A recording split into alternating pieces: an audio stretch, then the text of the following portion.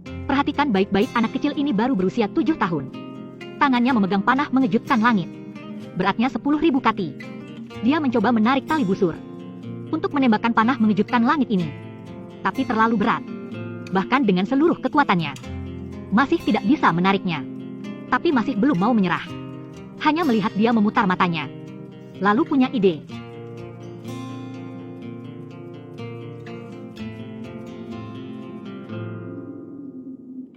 Dengan begini, panah mengejutkan langit seberat 10.000 kati ini ditembakkan.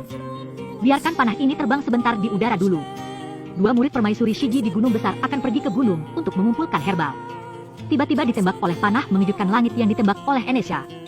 Lewati jantung salah satu gadis. Tepat ketika gadis satu lagi kembali sadar. Menyadari kakaknya sudah meninggal. Dia segera berdiri dan berteriak pada gurunya.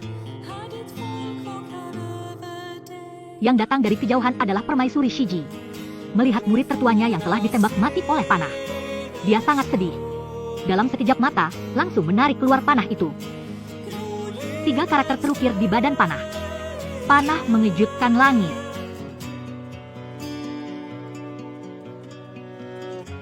Li Jing, keluar dan temui aku. Li Jing saat ini masih tidak tahu apa yang terjadi. Baru mau salut. Tapi kata-kata itu belum sampai ke bibir. Langsung diterima oleh permaisuri Shiji di lengan bajunya. Datang ke gua tulang putih. Li Jing menatap gadis kecil yang sudah meninggal. Dia masih bingung. Tidak tahu dirinya melakukan kesalahan apa. Permaisuri Shiji melemparkan panah mengejutkan langit ke Li Jing. Kaisar Suanyuan menggunakan panah ini ketika dia mengalahkan Chiu. Kemudian, tinggal di jalur Cantang. Menjadi harta kota. Tapi sejak itu, tidak ada yang pernah mengambil busur ini dan menembakkan panah ini. Li Jing benar-benar difitnah. Panah ini muncul di sini. Itu adalah misteri. Biarkan Li Jing kembali ke jalur. Li Jing pergi memeriksa pemanah itu. Berikan permaisuri satu penjelasan. Kembali ke jalur Centang. Li Jing memanggil Enesha. Dia mencoba bertanya kepada Enesha apakah dia membuat masalah lagi di menara. Tapi Enesha tidak bisa berbohong. Langsung mengakui fakta.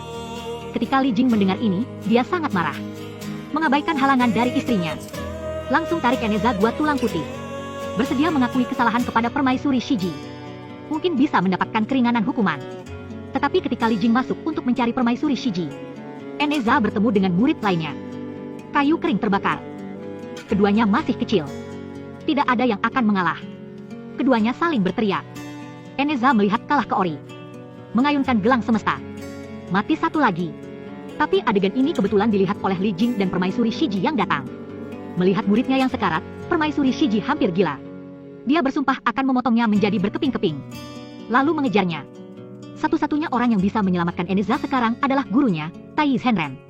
Enesha mendatangi lelaki tua itu dan mulai mengeluh. Permaisuri Shiji salah menuduh dirinya telah memanah muridnya hingga mati. Dia juga mengambil gelang semestanya. Baru selesai bicara, permaisuri Shiji telah mengejar ke sini.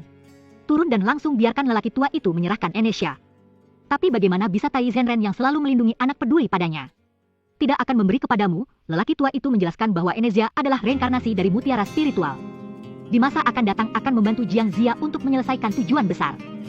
Permaisuri Shiji tertawa ketika dia mendengar ini. Orang tua ini melindungi anak terlalu terang-terangan. Bahkan seorang wanita yang lurus juga bisa melihat. Orang tua itu tidak bisa menjelaskannya. Hanya bisa menemani. Setelah beberapa putaran pertempuran, permaisuri Shiji jelas bukan lawan orang tua itu. Langsung terpana oleh senjata ajaib Tai Zhenren. Setelah menyelesaikan permaisuri Shiji, lelaki tua itu berkata kepada Enesha, "Bagaimanapun, kamu masih anak-anak. Akhir-akhir ini sudah membuat banyak masalah. Sekarang Kaisar Giok telah memerintahkan Raja Naga dari 4 lautan untuk menangkap Li Jing dan istrinya. Sebaiknya kamu cepat kembali. Jalur Cantang sini." Raja Naga dari 4 laut telah lama menunggu di udara. Li Jing panik. Apa yang harus dilakukan? Pada saat ini, Enesha berdiri di depan mereka bertiga. "Aku yang melakukan maka aku yang akan bertanggung jawab. Jangan melibatkan orang tuanya." "Bukankah kamu ingin mengambil nyawaku, loas tua? Baik, jika kamu melepaskan orang tuaku. Menarik pasukan dari jalur Cantang. Bagaimana dengan kamu?"